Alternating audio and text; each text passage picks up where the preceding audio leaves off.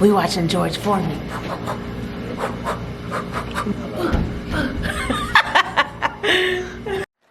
I'm Mina Saywhat. I am on air on 100.3 Phillies R&B. I'm on 10 a.m. to 3 p.m.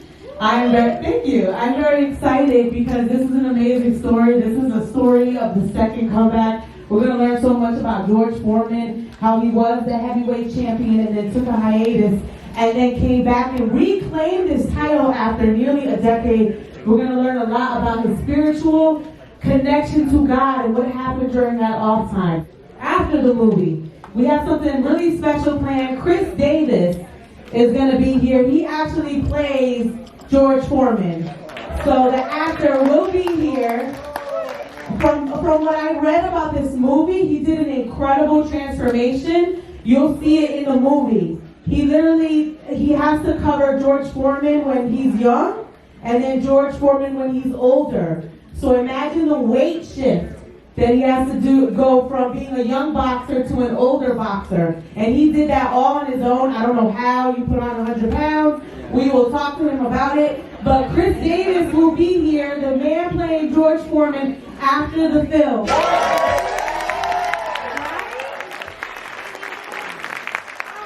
Funny too, right? And then I felt uplifted. I'm like, I gotta go to church.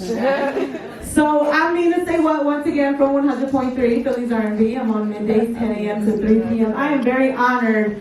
As promised, we have the incredible actor who played George Forman right from Jersey. Please give it up for Khris Davis.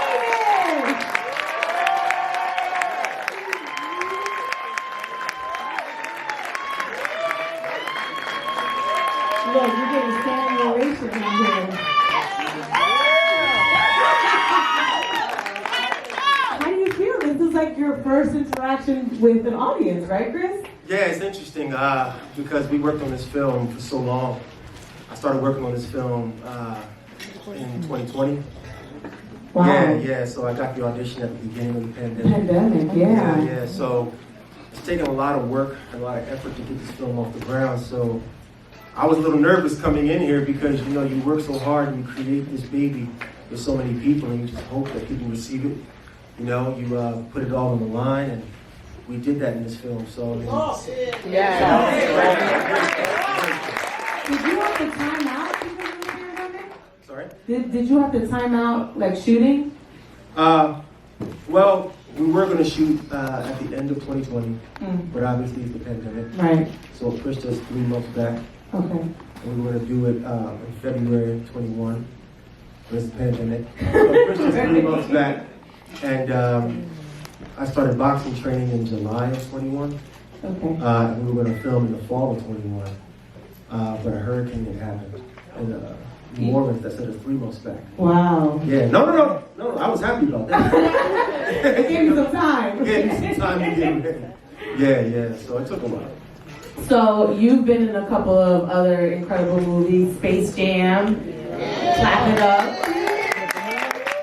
Also, Judas and the Black Messiah. Yeah. I think I saw you in Atlanta.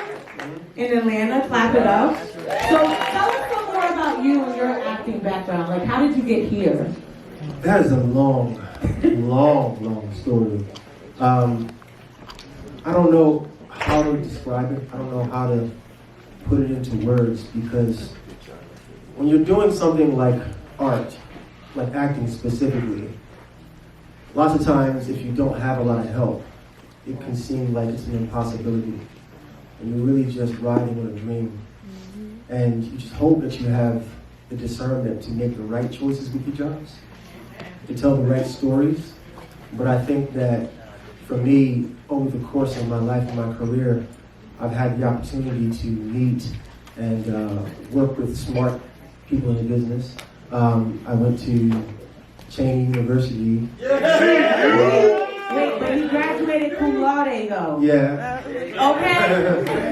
And he's smart. Got my theater degree from there.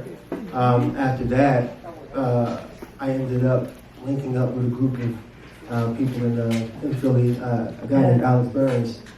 So I'm gonna do a really crazy Shakespeare audition that that I would be ashamed to show today. But he saw something in me and he asked me if I wanted to be a part of this classical theater company that he wanted to put together. So I said yes, right? And even going to Cheney, I played sports my whole life, and I turned down all my scholarship offers and things like that because I always wanted to be an actor. And I would go on these college tours and get these phone calls. And the first thing I would ask them, I would say, well, what's your theater program like? And you know, if you know sports, that's going right over their head. Like, why do I care about the theater program?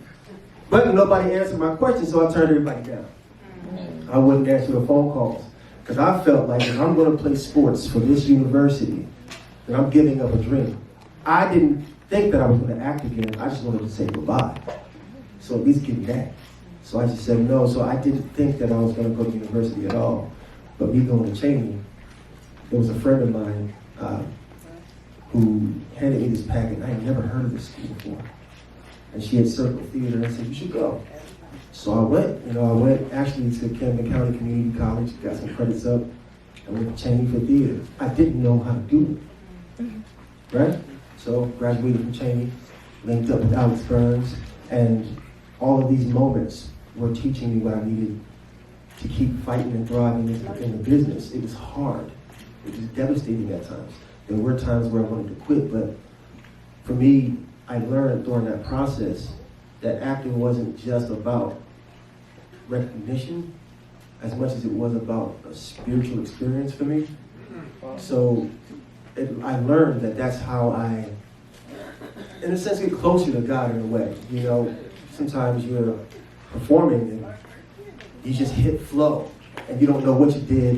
You just hope you said the right lines and you hope you remember what the director told you to do, you know, and what you came up with. But yeah, so again, it's a long story, but I think for me it just comes down to doing what's in my heart.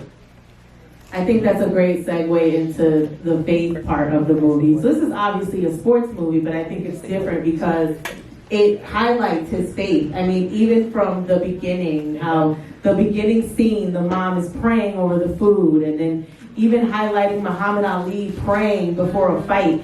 There were these undertones of religion that was setting up to talk about his life as a pastor. Can you talk about that and that being a little bit different than the typical sports movie where they're highlighting his belief and religion, or lack thereof, and how he transitioned into that role in the movie? Well, religion is in the film, but like a lot of us who do believe in God and are religious, that's not the only aspect of your life. You still have to live your life. You still have dreams. These dreams are given to you by whatever higher power you believe in. Your purpose is also given to you by whatever higher power that you believe in. And I believe that your dreams and your purpose don't necessarily have to be the same thing. And sometimes they're not. But you can just hope that your dream and your purpose are in alignment. So when we made this film, the director was like, I don't want it to be one of those corny religious movies where, it's just all about, it's the sunlight's always on his head and things like that. And because Mr. Forman had a really intense life. I read his autobiography, and it could be like eight seasons of 2-hour episodes, 20 episodes for his entire life. There's no way we could have put it all in the film, and everything that we did is not in the film. It's a spectacular life. And he had this spiritual experience, but that's not the whole of his life. So I think that it was important for us to show that journey from him rejecting it, right? In a sense, rejecting his purpose. Okay? Still getting the blessings that he was designed for, right? It was always his purpose to be the heavyweight champion of the world. To him losing it all. And then to him really having faith and trusting in God, that God's will, whatever God's journey is the journey that he should be on, and trusting God in that moment. And it's a good thing that he had Mary Jones too, to have those dreams and to encourage him. Right. I want to talk about your transformation, because so the role starts at 17 years old, right? And it goes to 45. And then he goes from 215 to 315 pounds. First of all, normally in a film, you will see different people casted. You actually played both of those roles. I want to know all the details. Was there a fat suit involved? So you actually put on the weight and then lost the weight. Take us through that journey. That's incredible. First of all, can we clap it up for that? That's incredible. Again, you go through this business long enough and you sweat, you put your blood, sweat, and tears into it, and you get an opportunity like this. You don't want to waste a moment saying, I can't do it or I won't, if you can. Right. You know, I made enough bad choices on stage to know what it feels like to wake up after the show is done with nightmares wishing that I would have made a different choice or that I would have just said yes to what the director said, because it was a better choice. So when this came around, I knew that I had to get in shape. Okay, that'd be fine, right? I knew that I had to do boxing training. They were going to let me do that. That'd be fine, right? I have an athletic background. It wasn't easy because I wasn't a fighter. You know, I never gloved up before doing this film. I never sparred in the ring before doing this film, but we treated it like it was a fight camp. And I worked with Daryl Foster, who trained Will Smith for Ali. And he also trained with Sugar Ray Leonard for many years, and he said, we're going to treat this like it's a fight camp, like you're fighting for the heavyweight belt, for the title. So the guys would come in. I had 17 fights to learn, and they only gave me 6 weeks to learn 17 fights. Learn how to box, how to hit a speed bag, punch bag, jump rope, you know, all this stuff. What was the most difficult part of that? I think the most difficult part was the speed bag. What is that? Okay. Yeah. That was the hardest part for me. But then the hurricane happened, which gave us 3 more months.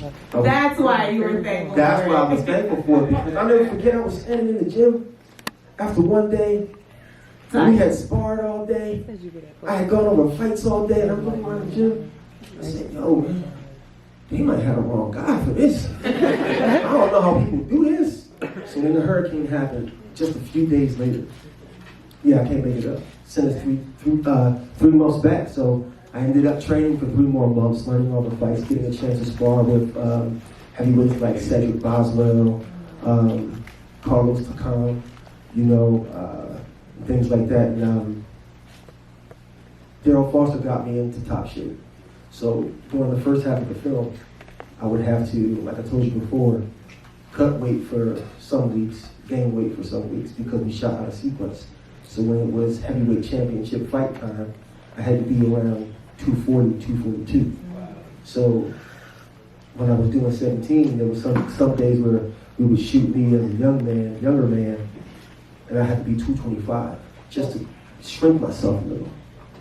And then by next week, I had to be 242. So I kept vacillating back and forth for the whole first half of the film, and then we took 6 weeks off for me to gain weight.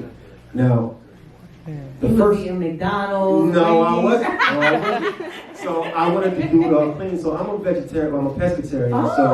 So yeah. So I told him I didn't want to do. He said, no, I wasn't. I wasn't gonna compromise on eating meat, and I wasn't gonna eat dairy, and I didn't want to do it with sugar.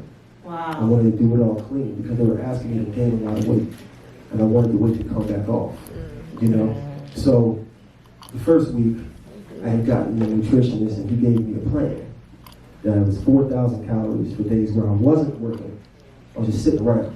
It was 5,000 calories a day for days where I was filming, and 6,000 calories a day for days where I was boxing training. So I looked at the program, and I said, I'm never going to make weight if I do it this way, because most of the time with me sitting around. So I bumped it up. I mixed and matched it, and I ate 7,000 calories a day. And I went from 225 to 275 in 5 weeks. And I got up total to 282. So that first week, I never forget it. One of the producers called me. It was 2 days after we had wrapped for the first half. He said, how's your weight? I said, man, it's been 2 days. Give me time. Come on, give me time. A few days later, it was all in the same week. A few days later, how's your weight? I said, man, look, do you trust me? He said, sure, I trust you. I said, okay, and give me some time. A couple days later, he calls me and he says, Khris, I just got out of a meeting. We're talking about putting you in a fat suit. It hurt my feelings. It did. I felt some kind of way. Because they wouldn't call Christian Bale and say that. You know what I'm saying? They wouldn't call him and say that. You got to put the same faith in me that you put into them. I know that I'm virtually a newcomer, but I said I'm going to do it, right? And I had a conversation with him, and I told him, I said, it hurts that you don't have that kind of faith in me. All the sacrifices that I put into the first half of this movie, that you would think that I was going to cut a corner, you know? Right. So I told him, okay, y'all are coming back in 5 weeks. He said, sure. I said, come back in 5 weeks, see how I look. If you think I need a fat suit, suit me up. But if you're going to put me in a fat suit anyway, stop letting me punish myself. This is 7,000 calories a day. Right. You know? So they came back. I had to buy it. I cut my hair off. I was bald. I was fat. And there it was. Well, you did that. You went from a six-pack to 3 food babies. I was like, wow. I don't think you understand just how big it was. No, I saw it. I don't know, dude. The mustache came off. You did a full transformation. I did. The hair came off and everything. Forrest Whitaker, acting opposite of that legend. Did you have a moment where you're like, how did I get here? Did you have several? What were the learning moments that you had acting with him? The very first moment that I stood across from him. You know, it's Mr. Whitaker. And I'm sorry, he told me to stop calling him Mr. Whitaker. But it's Forrest Whitaker. So, you know, I wasn't nervous or anything. I felt like I was prepared. I had done as much work as I could on the role, but the moment we started our first scene together, and that scene is actually not in the film, but he was acting in a way that I'd never seen before. It was gracious, it was easy, you know, it was soft, but it was impactful. And I felt like I had so much longer to go to get to that point. Because, you know, lots of times you can push even when you don't think that you're pushing in acting. And sometimes it takes time to learn to be that graceful with your art. And I couldn't understand what he was doing, but as he was acting it, I almost tilted my head because I'm noticing he's doing this beautiful thing. So one day, I had finished, you know, filming, and then I had come behind to watch the monitor, and he had no lines at all. He had no lines at all. And the camera just started to do a close-up on Mr. Whitaker. And he told a story, a complete story with just his eyes, no words at all, in a matter of seconds. And I said, that's how I want to be. So from that moment on, for the rest of the film, I took what he was doing, the ability to not waste any extra energy, trim the fat, you know, and make it succinct, which the work that you're doing. I wanted to honor the film that way because I felt like he was doing a beautiful job at it, and I wanted to honor our scenes that way. So every time I got with him, I just wanted to give him what he was giving me, you know? So what part where you're like, eh? I won't tell you. But I would say that when I saw it the first time, I looked at it and I said, okay, I can sleep at night. Meaning, I'm not going to wake up feeling like there's a ghost of something that I should have done. I gave it everything that I could at that time.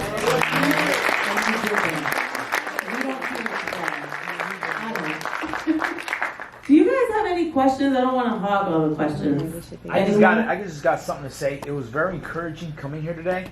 We're actually from Philadelphia, right in the heart of Kensington. We have proudly saying the founder of Rock Ministries, Buddy Osborne, doesn't like when I say it. He's our pastor. We're a Christian ministry for the youth. We're ranked #1 in the tri-state in Delaware, Jersey, Pennsylvania. We have 4 athletes #1 in the country. We have 1 kid on Team USA. And our ministry, we have boxing and Bible study. Now we have church service at 11, right on Kensington and Somerset. And looking at George Forman's story, me not knowing his story, and the way you produced the story and the way the movie unraveled, really shine on what Rock Ministries is doing for the youth in the inner city, and not just Rock Ministries, but what Jesus Christ is doing through people like George Foreman, people like yourself. This is a complete inspiration, and it's showing not only that, our athletes who are used to being recognized on a national stage. We got a kid #1 in the country. Now this is a bigger outcome. They're not just going to box to be heavyweight champions of the world or champions of the world. They're going to be champions for Jesus Christ. And I just want to take my hat off to you and say thank you, because God's using you to be able to show that to a lot of kids that are here, like 20 kids from Rock Ministry. So, Word.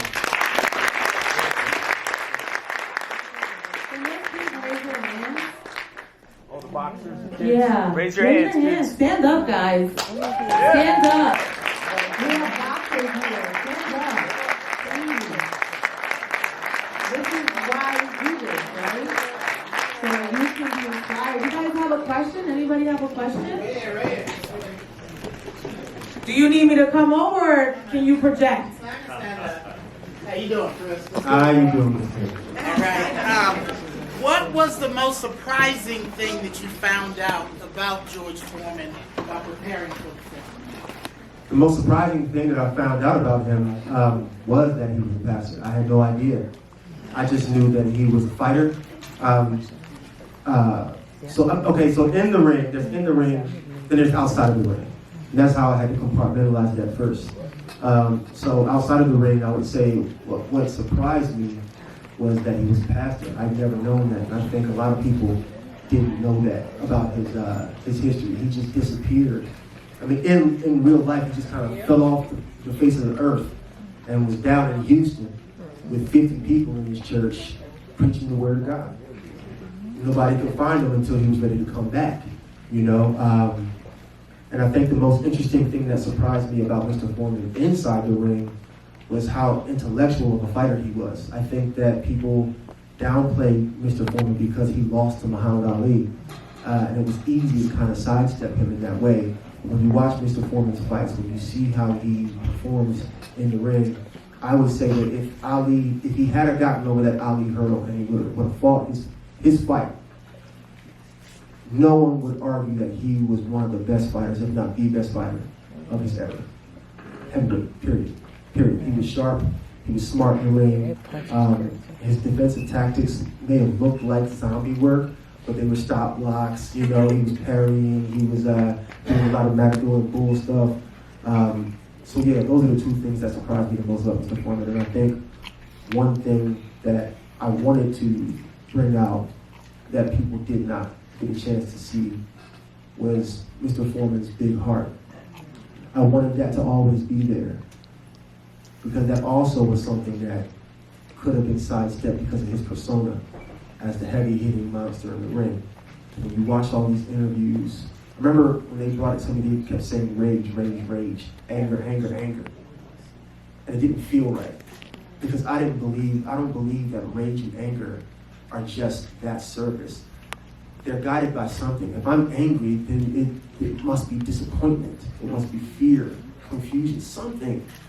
Not just anger, right? I felt like that was an easy way out. So, And in his case, he was being bullied. yeah, How do you deal with being bullied and you don't have an adult that's standing up for you? right. So when you break down a lot of why he was angry, and you get to the more human aspect of him, you know, I wanted to bring out that joy of that little boy who was sitting at the table making jokes with his siblings, right? And you see these videos of Mr. Foreman, even when he's talking about boxing, he's smiling all the time.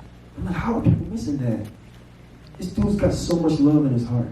So I wanted that to be a thread from the beginning to the end. You know, that he was always that person in the end. He just had to find himself, and he did that by way of finding God. I just remembered he executive produced the film, right? He did, yeah. So how involved was he? With me, I went and met with him for 3 days. He talked to me, gave me some pointers, and I was off to the races. And he said, I said, Mr. Foreman, is there anything you can tell me, like what to do? He said, you're an actor, you got it. I was like, okay. So, you know, he was slightly involved, but I think that he trusted everybody in the process. He read every script that we had. Everything that's in the film, he approved. So he saw the film and he approved the film. So yeah, he was involved in that way. One last question back here. It's a two-part question. So, being able to see the transformation of Mr. Foreman during this, were you able to see that it was our Lord and Savior literally making a change in his life where he becomes two separate people? And then, if so, how did that affect your life and your relationship with Christ after that, doing that? It's an amazing thing. Well, I'll start by saying my parents are pastors. I grew up in the church my entire life. Amen. So it wasn't strange to me, that experience, even the deeply spiritual experience that he had of dying and coming back and hearing God's voice. That didn't even throw me off, because these are all things that I understand from my upbringing. So I felt like I could do that justice. And the transformation from being who he was to being the nice guy, I think is what you were saying, right?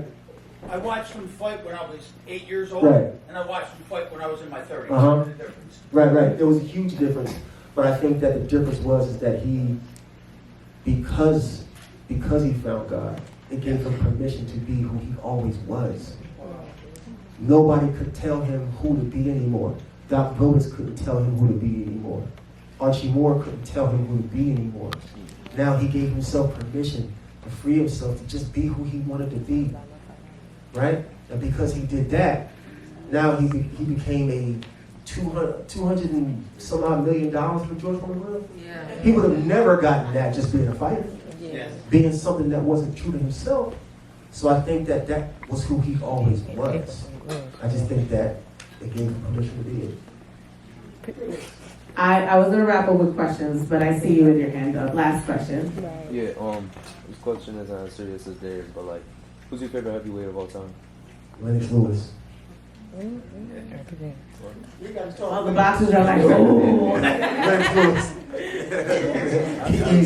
Easy. Don't look at me like that. Okay, you get last question for real. I just want to ask, what is your favorite part of the movie? My favorite part of the movie is the fights. It's the fights. I think that those were the hardest parts to film. I think that took the most focus and the most dedication. That's where we sacrificed the most. We didn't want to do any sometimes you watch boxing films and you see guys kind of like pretending to be hit, and it's hard to produce a proper impact indication, right? So we wanted to give fighters do justice to fighters, right? The sacrifices that fighters make in the ring by actually making contact. So most of the fights, all the fights actually, we made contact. The Ali fight, me and Sullivan Jones, we had the punch numbers down, the choreography down. But when coach said time, we just started throwing heat. That's it. You know what I mean? That's it. I mean, there's a fight in here that's not in here between me and Cedric Boswell, right? We were supposed to spar, him, Sonny Liston, and me, young George Forman. We only had 2 hours to film that entire fight. We needed half a day. So what do? We put our gear on, we gloved up, and we sparred. We sparred for 6 rounds. Just me and him going at it. So I think for me, the fights were the best part of the film, because the fighters that came through, they were able to trust me because I was willing to go the distance for them in honor of them and the sacrifices they make in their real lives. So they were able to trust me on that ride too. So yeah. Well, please give a round of applause to Khris.